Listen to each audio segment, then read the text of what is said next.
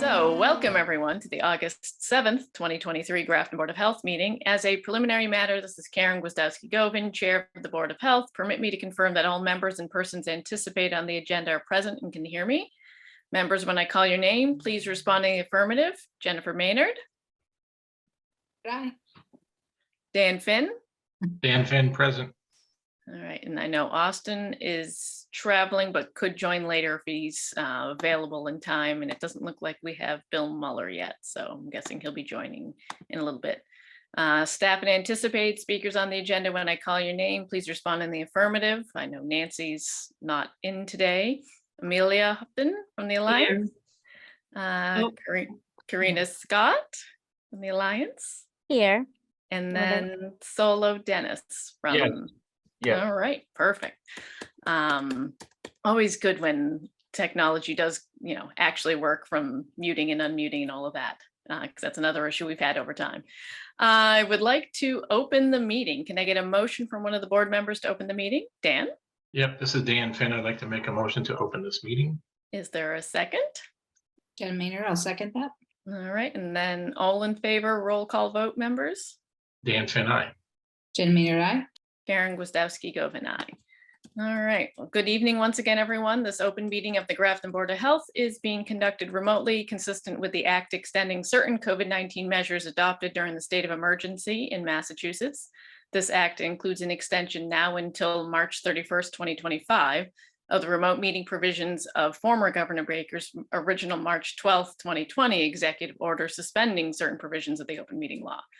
In order to mitigate the transmission of the COVID-19 virus, the Act extends the requirement of the open meeting law to have all meetings in a publicly accessible physical location.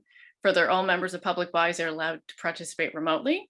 The order, which you can find posted to the town's website at www.grafton-mass.gov, allows public bodies to meet entirely remotely so long as reasonable public access is afforded so that the public can follow along with the deliberations of the meeting. Ensuring public access does not ensure public participation unless such participation is required by law. There are no public hearings scheduled for this evening's meeting. Let's see, for this meeting, the Grafton Board of Health is convening by video conference via Zoom, as posted on the town's website, identifying how the public may join, referencing our agenda.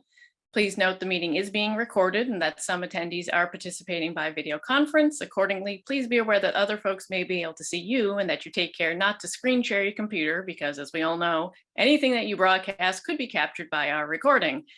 Any supporting materials that have been provided to the members of the board are available on the town's website unless otherwise noted. The public's encouraged to follow along using the posted agenda unless I note otherwise. And then before we get to our first item on the agenda, I'm just going to cover a few basic ground rules for effective and clear conduct of our business and to ensure accurate meeting minutes.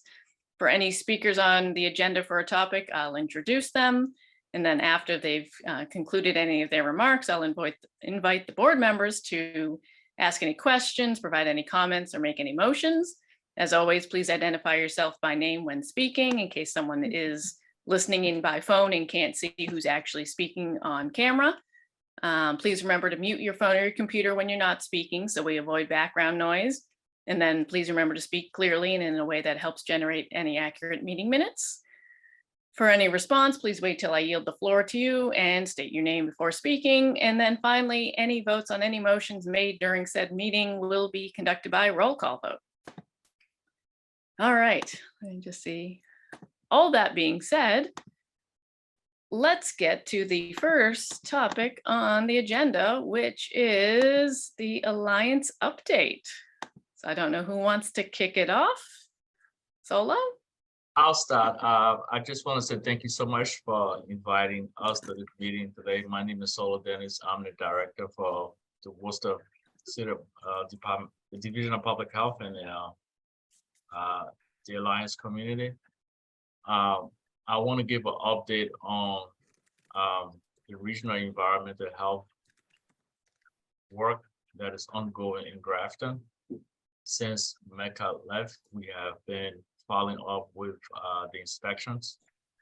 And as of today, we have done up to 16 inspections. The inspection is ongoing. The process is very fluid. We receive inspection complaint from Nancy or Beth. And that process is given to an inspector in the city, inspectional services. And through that process, we have followed up with most of the complaints. In terms of makeup position, the regional environmental health position has been posted for 2 weeks. The position has closed. As of today, I have conducted interviews and I have selected 3 applicants that will be called back for second round interviews. Luckily for us, we have 3 strong candidates that if everything goes well, they will be onboarding by the mid of August. Is there any questions? Looks like Dan's trying to unmute himself. Right, yep. This is Dan, thanks, Solo. So will you be hiring one for that position to replace Micah? So I'll be hiring 2 staff. 2, okay, great. Yeah. Thanks. You're welcome. Jen, any questions at this point? No? All right. I don't have any at this point. So we appreciate it. I appreciate, getting, call it a temporary solution, as it were, until you have, staff up and running to take care of the inspections. So appreciate, as I'm sure all the other towns do, the other communities do, continuing with inspections, following up on complaints, etc. Sorry, I'm late. It's okay. It looked a little dark in room A, meeting room A. Oh, yeah, no, we went remote only late last week. Yeah. We said well, we were going remote only. I suppose I could have sat there in the dark. And, Then we could have just had, you could have like tried to log on and been a voice in the dark, yeah, Well, glad you joined us. okay. We just got kicked off after my normal spiel at the beginning, and then just got started with the Alliance updates. So good update from Solo. I don't know if Amelia or you want to go next, and then Karina, if you want to go after that, introduce yourself and tell us a little bit. Hi, Amelia Houghton here, Chief Public Health Nurse for Worcester and the Alliance Towns. Just want to give an update on what the nursing team has been doing. So Molly Scannell, who's been coming to do the blood pressure clinics, she comes to the senior center once a month. She comes to 9 Forest Lane and also 10 Maxwell Drive. So the Housing Authority and the Housing Authority office area. 10 Maxwell Drive yields the least amount of participants. So we decided that she has printed a bunch of flyers that list all of the blood pressure clinics for the rest of the year, well, actually for the whole year. And she is bringing them and mailing them to each resident in their mailboxes. And we'll see if that improves the outcome. Or maybe we'll have to rethink one of the locations and maybe do the senior center an extra day a month or something like that. We have to determine what the issue is, if it's access or they're all getting their blood pressures taken at the doctor's office, or at CVS or at home. So we're kind of working on that. I know there's a health fair planned in September. We'll be reaching out this week to the senior center to see how we can all work together on it, what they need from us. And I'm about to finalize a schedule from the DA's office to come and do opioid updates for all the town's senior centers. Something that I think we would make open to the public. So a few things in the works. And I think that's about it in terms of the nursing services. When you get to the COVID piece, I'll probably have a comment about the vaccines. So I think that's it for now. Dan? Amelia, this is Dan. Just, I'm wondering where the health fair is gonna be held. Is that also gonna be at the senior center? Or is I that think in we're- Webster? Yeah, I think it's at the senior center. It's open to the public. Yeah. They've started reaching out to local partners, sponsors, vendors. So I'm gonna check in with them this week, see how far they've gotten and what they need from us. We want to make it a nice big fall event. Right. It'd be great to get it up on the website as soon as we can. Yeah, and also to be able to have information on the COVID vaccine situation by then as well. To hand out. Once we get a handle on what we're allowed to order. Yeah, thanks. Amelia, did you say you were looking for vendors for that, or you have contacts I already? think Shannon's already on that. I'm gonna reach out to her tomorrow and see how far they've gotten and if they need help with that. Okay, if you happen to have a list of those so we could look, that would be great too, once we know who they are, or if you need any additional ones. Oh, okay, good. Okay, thanks. Any other comments or questions for Amelia? Oh, Dan? Sorry, this is Dan again. Yeah, I just wanted to mention that at National Night Out, Jen and I sort of covered the table there, and that the COVID test kits, we had over 100 and they kind of blew out, which I was a little surprised at, but as we know, there is a little bit of a resurgence in With the- COVID yeah. cases, but we'll talk about that going forward. But With a new variant now too. yeah, but it might be worth trying to line up some of those, as I don't think Nancy has any more at the office. I probably have a good couple of cases right now. They expire August 19, Hmm. so I can drop those off even tomorrow. Yeah, there's no hurry, but just in terms of planning for the health fair, Yeah, it's gonna be Well- kind of a hot item again. right. Okay. I'm going to work with our emergency preparedness department and see what we can get for September, because our current vaccine expires this month and our test kits expire this month. So now we have to start up again, and do we buy these things, or, do we still have access? So that's what we're kind of working on. But yeah, no, I hear you. It'd be nice to have fresh test kits for the health fair. Thanks.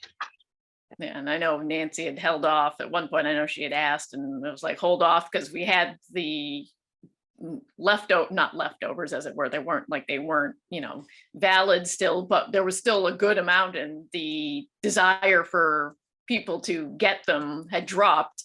So it's like, we don't want to get more, because you never know what the date's going to be on them.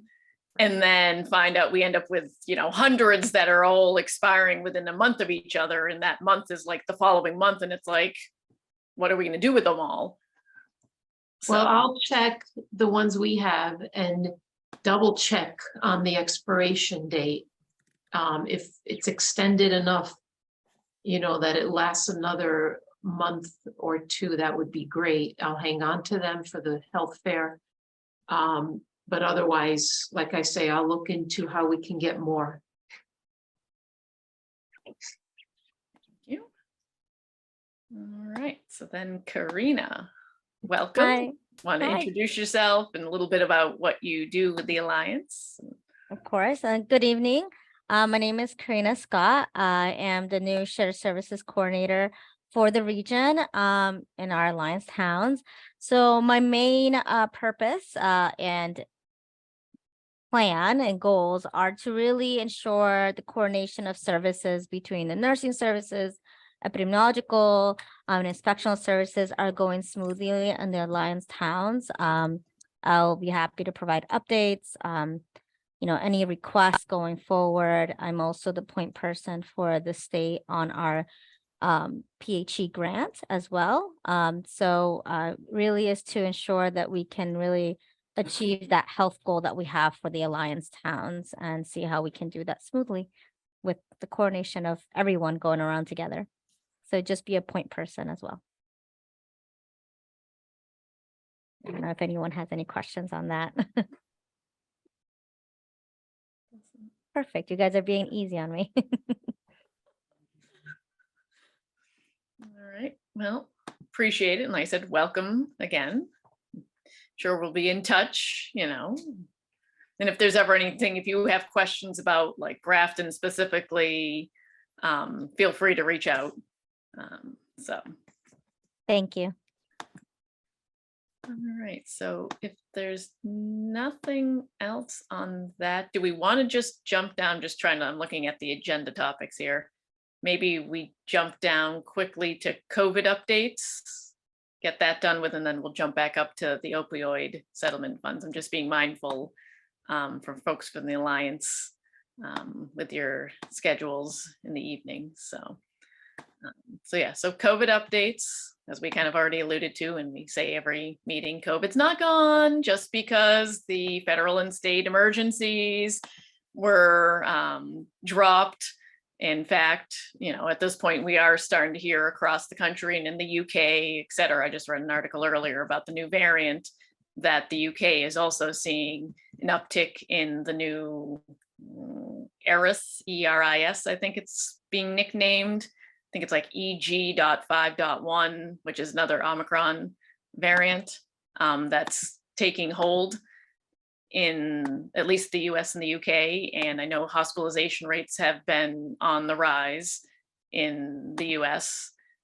So I know personally a variety of folks since our last meeting who have had COVID, nothing severe, thankfully, for these individuals, but still that doesn't mean that, especially the immunocompromised population, the elderly population, anyone else who's at a higher risk, especially needs to continue to be vigilant. And those that are around them, live with them, et cetera, also should be trying to be as vigilant as possible and taking the precautions. Because it's like everyone talked about a while back, it's going to be kind of up and down with, we're seeing what some are calling kind of an odd summertime, kind of little bit of a spike, as it were. And they're already predicting that most likely we'll have next in the fall and in the winter, a triple demic again, as they called it, with COVID, flu, and I'm assuming the triple was the RSV again. So with that, it'll be the fall and winter before we know it. And hopefully the new vaccine or the updated vaccine boosters will be ready. Because I know ideally folks are talking kind of like last year, try to get the flu vaccine annually and your COVID booster, if it's time, at the same time again. So kind of that 2-for-1 as some folks were doing last year. So Amelia, if you want to chime in, anything else, heard anything beyond my kind of summary? I think you've hit all the points. Like I said, whatever is considered current in terms of vaccines, you cannot use them after this month. So we use them this month and that's it. And then starting September, it's the new monovalent booster, also based on Omicron. And I don't know, I guess that's going to be a one-shot deal once a year, assuming fall, like you said, with flu. Ideally, I think they want us to take both around the same time.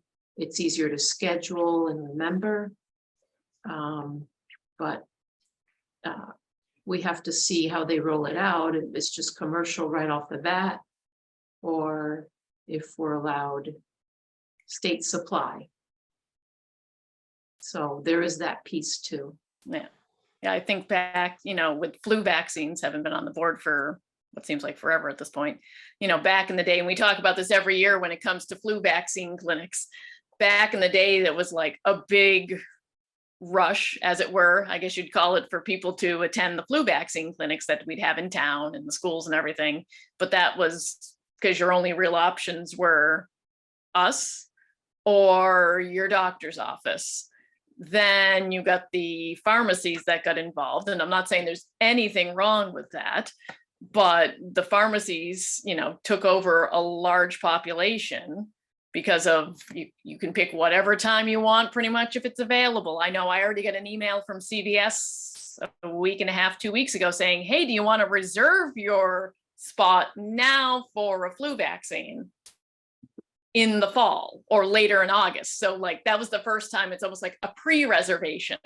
So it's like it's just they're offering them earlier and earlier and making it easier for people to get them through them. Like I said, that's not a bad thing, obviously, but it's just, the population, the counts have changed. So will COVID be something similar like that as time goes on, it potentially, could be, hey, you're going to CVS, you're going to Walgreens, whatever. And do you want to pre-reserve your COVID vaccine or something? Maybe in a couple of years, they're doing that now too, or something. Agreed.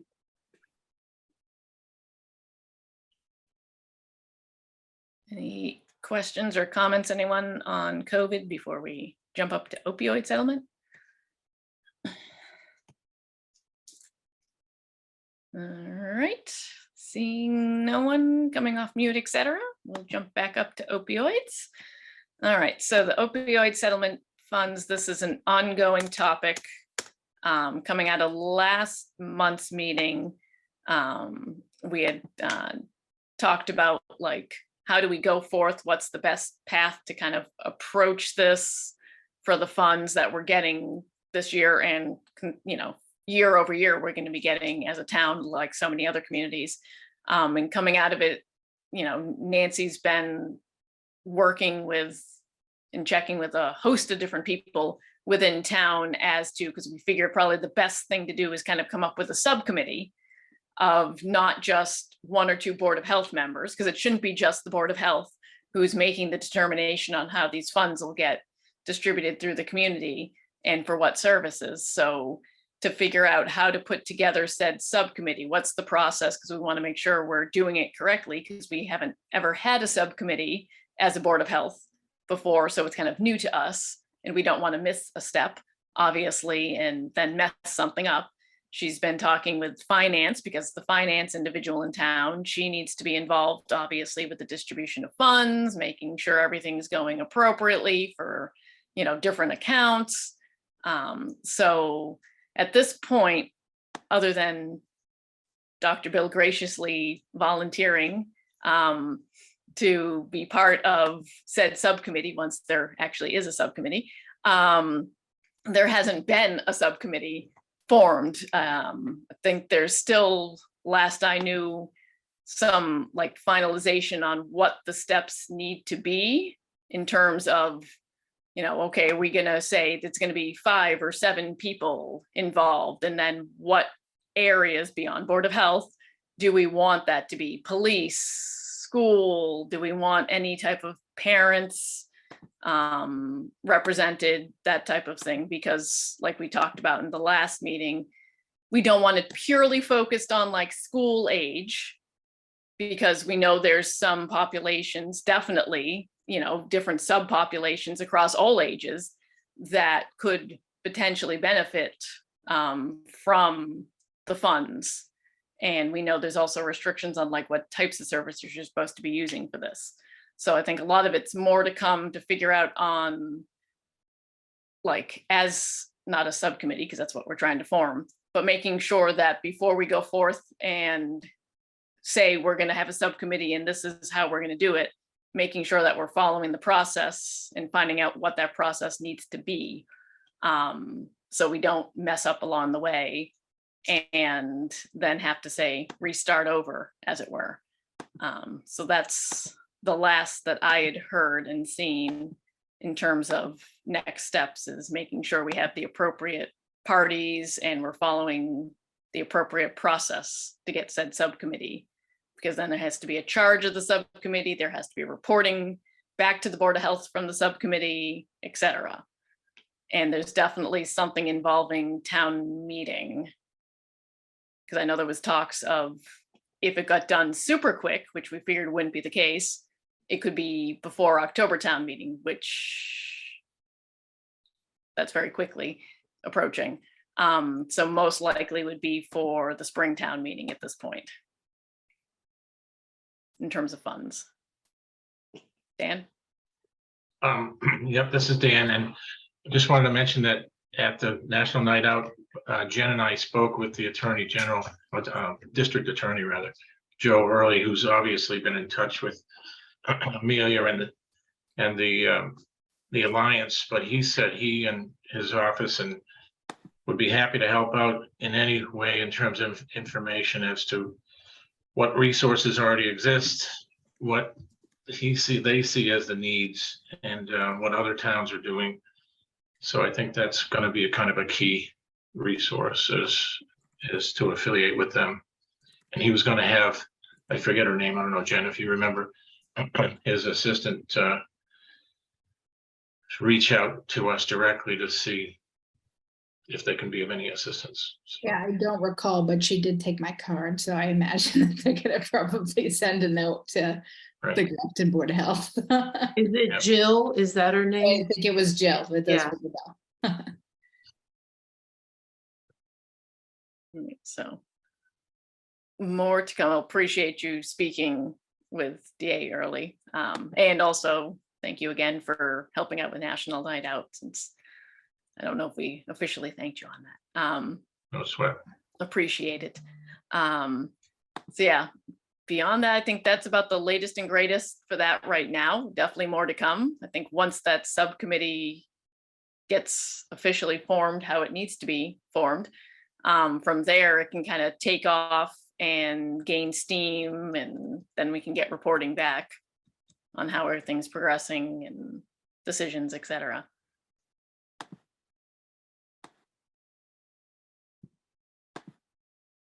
All right. Next up is nomination of the FEP rep and alternate. 'Tis the season. I think currently we have Amelia, who has been so gracious to be the primary, and Dan, who is so gracious to be the secondary / alternate. So we just have to, I guess, make the determination, like anytime we do this, like any of these, this is something where there needs to be a motion from a board member, a second from a board member, and then a roll call vote. So I think, Dan, I saw you have your hand up. I do. I would like to, this is Dan Finn. I'd like to nominate Amelia Houghton as the FEP rep for the coming year. Is there a second? Jen Maynard, I'll second that motion. All right, and then roll call vote, members. Dan Finn, aye. Bill Muller, aye. Jen Maynard, I. Karen Gwiazdowski Govin, aye. All right. We kind of railroaded her into that. I didn't check with her first. I know the feeling, Amelia. I'll get you on other things, don't worry. Oh, it's about to. It all comes out in the wash. All right, and then for secondary / alternate. This is Jen Maynard. I'd like to nominate Dan Finn as the secondary / alternate FEP representative for the town of Grafton. There a second? This is Bill Muller. I second that motion. All right, and then roll call vote, members. Jen Maynard, I. Bill Muller, aye. Dan Finn abstain, I guess. It's always awkward voting for yourself. Karen At was least he didn't asking vote up and I. no. Yeah, that's, you missed your opportunity, Dan.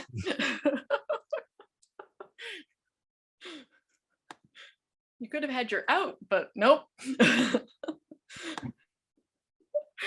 All right, thank you. And then we have proposed bylaw updates. So this is an ongoing monthly topic that we've been keeping on the agenda as the Grafton bylaw.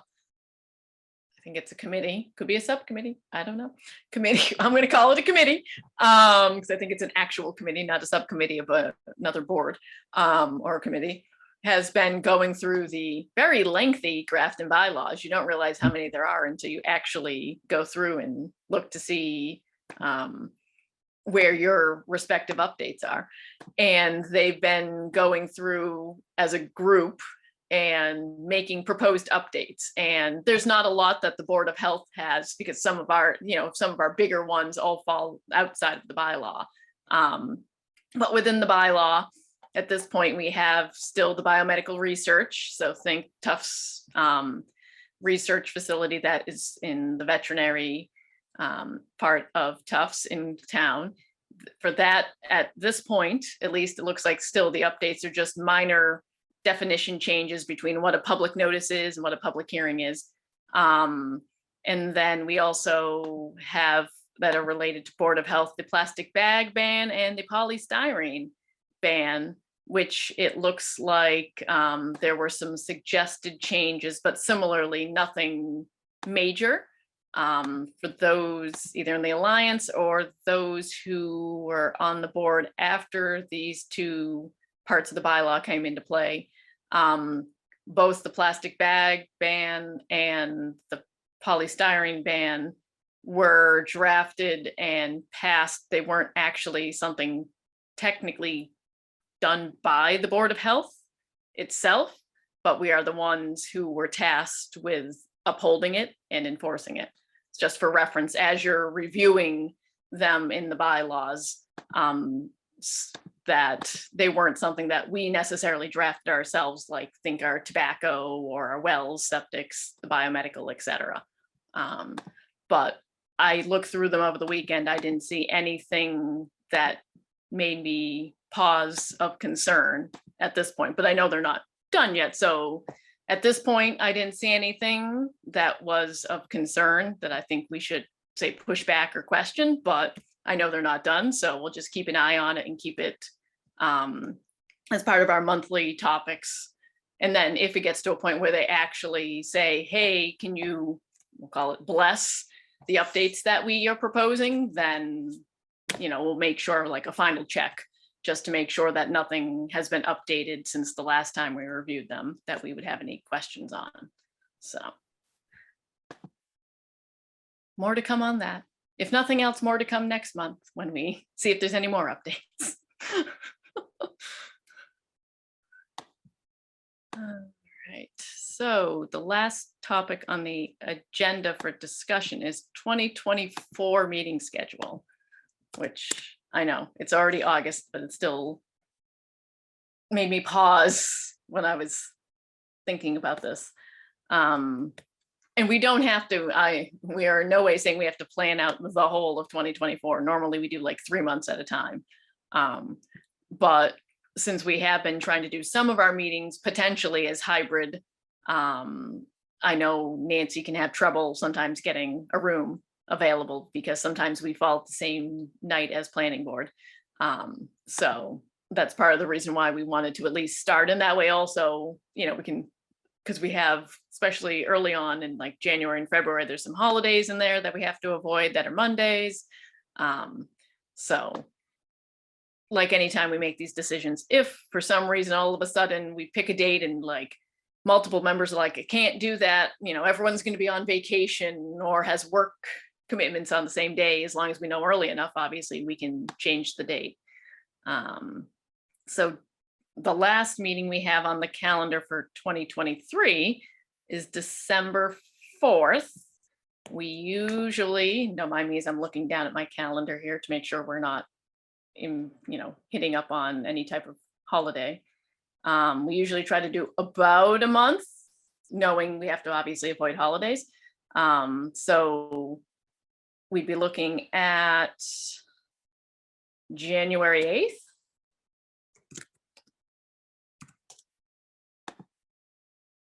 All right, not seeing anyone having concerns with that. All right, so next would be February 5th.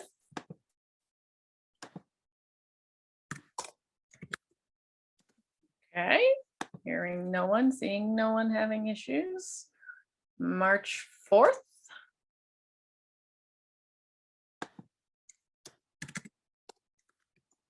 All right, and well, we'll do April just so we have something. We can always tweak it if we need to.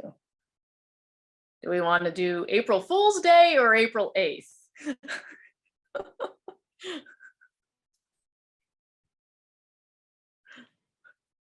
Dan? Yeah, I personally don't have any plans for April Fool's Day, but I think we might be better off going a week later. That's fine. All right, so January 8th, February 5th, March 4th, and April 8th. All righty.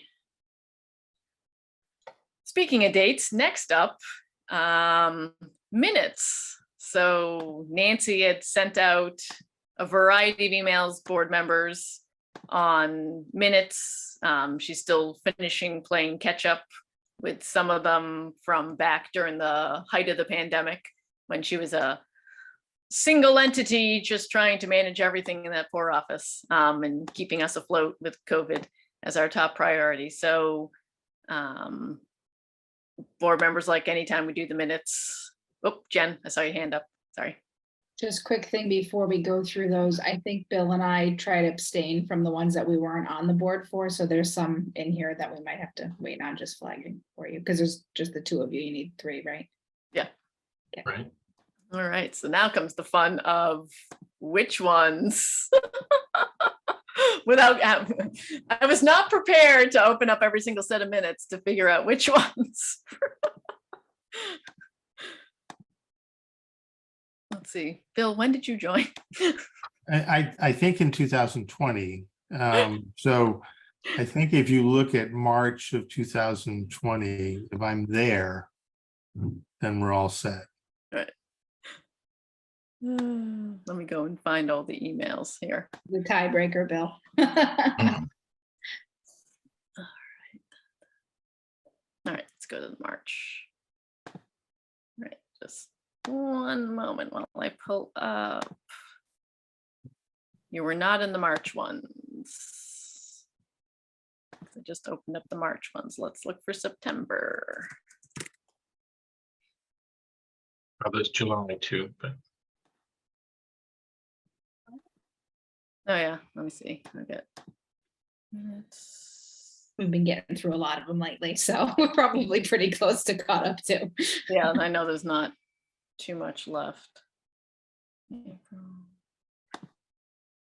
No, that's 21. Hold on.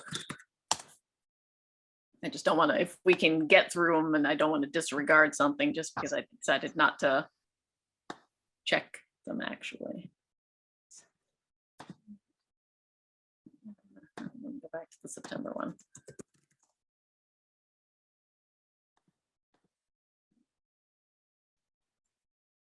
All right, well, you were definitely in the September one. Which one is? So July will be the tiebreaker. I know.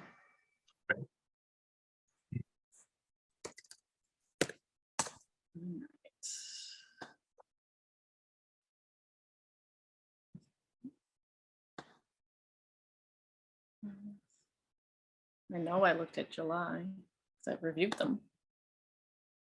Oh, there it is. Haha. Hold on.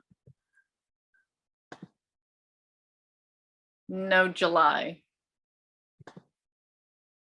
So September on. Yes, okay. All righty. So, well, let's start with the easier ones. June 5th, 2023. Dan?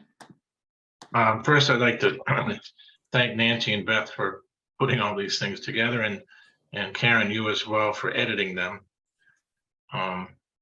with a few little details that were off. But that being said, this is Dan Finn. I would like to make a motion to accept the June 5th, 2023 minutes as presented.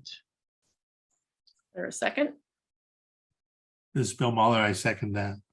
All right, roll call vote, members. Dan Finn, aye. Bill Muller, aye. Ben Maynard, I. Karen Gwiazdowski, Govin, aye. All right, July 10th, 2023.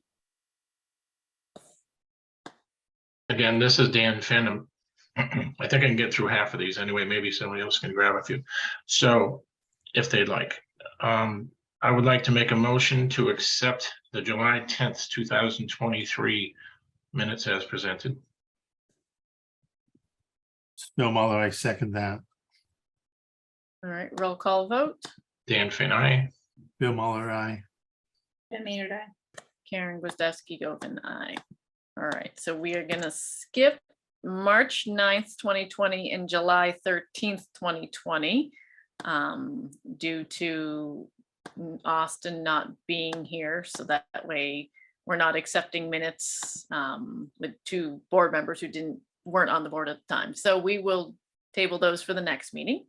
So September 14th, 2020. This is Dan Finn. I'd like to make a motion to accept the minutes of September 14th, 2020 as presented. It's Bill Muller. I second that motion. Roll call vote. Dan Finn, aye. Bill Muller, aye. Ben Maynard abstain. Karen Gwiazdowski, Govin, aye. All right, October 5th of 2020. Again, this is Dan Finn. I'd like to make a motion to accept the minutes of the Board of Health on October 5th, 2020 as presented. This is Bill Muller. I second that motion. Roll call vote. Dan Finn, aye. Bill Muller, aye. Ben Maynard abstain. Karen Gwiazdowski, Govin, aye. All right, December 9th, 2020, we're tabling for next meeting. They weren't done in time to get them to us early enough to actually review them. So that's fine. They're on the list for the next one. So then March 8th of 2021. This is Dan Finn. I would like to make a motion to accept the Board of Health minutes of March 8th, 2021 as presented. Bill Muller, I second that motion. Roll call vote. Dan Finn, aye. Bill Muller, aye. Maynard abstain. Karen Gwiazdowski, Govin, aye. All right, and then finally, April 5th, 2021. Yep, looks like one more. This is Dan Finn. I'd like to make a motion to accept the Board of Health minutes of April 5th, 2021 as presented. This is Bill Muller. I second that motion.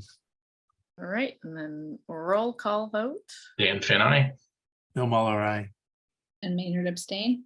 Karen Gwiazdowski, Govin, aye. All righty, now, pretty soon we'll be done with all of these and then we'll just have the most recent one. But yeah, I do echo Dan's appreciation for Nancy and Beth with digging through the backlog and getting these done, even though I know we have recordings and everything. We still want to obviously make sure we have actual minutes for the meetings in writing also on top of it to make sure everything is in compliance. So I know, you know, it's definitely, I know Nancy had some of the early ones from back before everything had gone Zoom. It was going back through and making sure everything was perfect and, you know, there wasn't necessarily a recording to lean back on.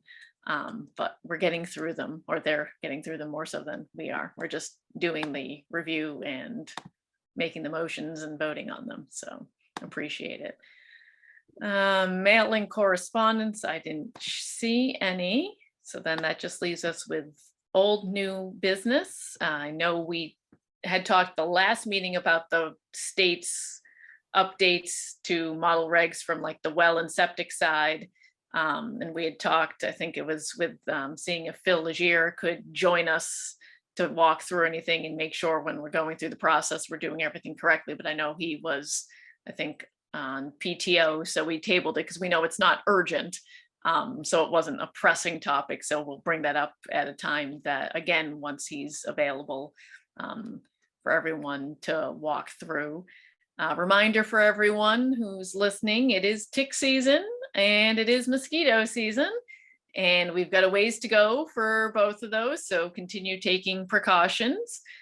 So far, knock on wood, we've lucked out from a Triple E and West Nile perspectives that it so far doesn't seem like we're having any major issues at this point, but we are, like I said, we are far from being done with the season at this point. So continue to take precautions, everyone.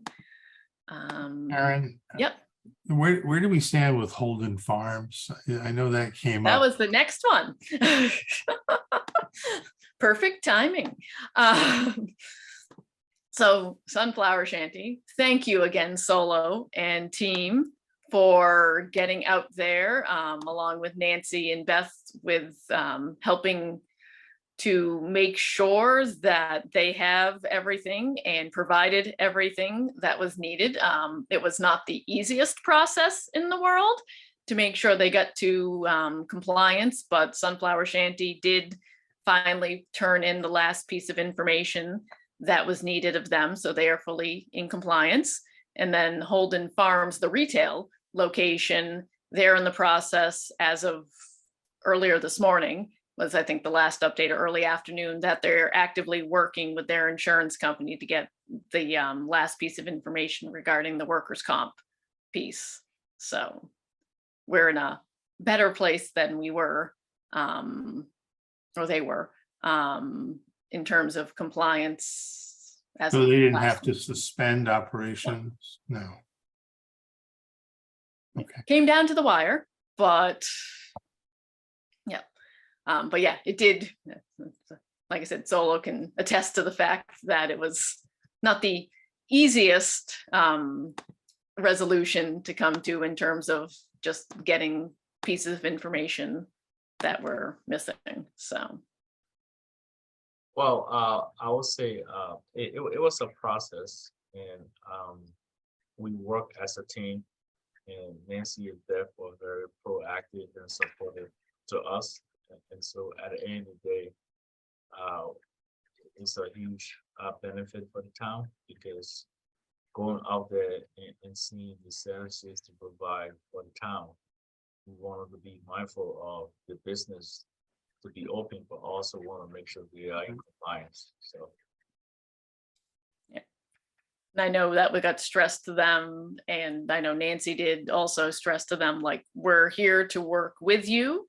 You know, the last thing anyone wants to do is obviously put a business at risk of having to be closed down. But it's a two-way partnership, that it's not just us, it's them, it's, you know, their responsibility to ensure that they're providing everything that's needed within a timely manner. Because ultimately, as the business owners and the responsible party, if they don't provide what's needed and required per regulation and law, there's only, you know, so much that we can wait, and we can't turn a blind eye. So it was stressed to them that it's, you know, we're here to help, but they've got to make sure they're putting in the effort and doing it within the appropriate time frame. Had they complied with regulations in the past? I mean, obviously they've been there a long time. Yep. Yeah. I mean, Shanty hasn't been there as long, but No, I understand. still, Yeah. you know, but still, I mean, it's, you know, Holden Farm has. And I think over time, their offerings for the retail location has changed. Yes. So that was, I think, part of it in terms of like some newer offerings, but it's also still, it's not the first time that they've had to go through this either. Right. So yeah. So yeah, hopefully it was just a blip in the radar and we're not talking about this again next year.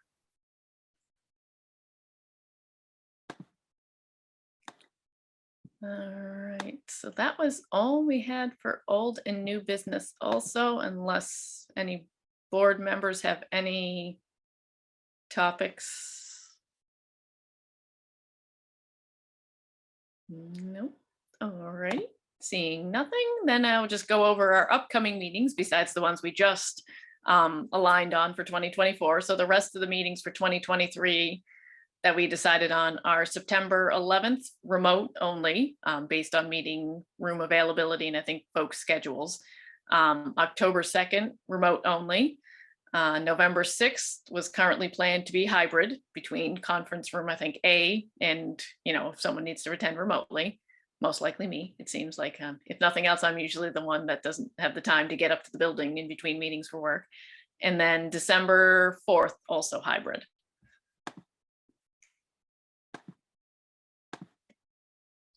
All right, so if there's nothing else, then we need a motion to close the meeting.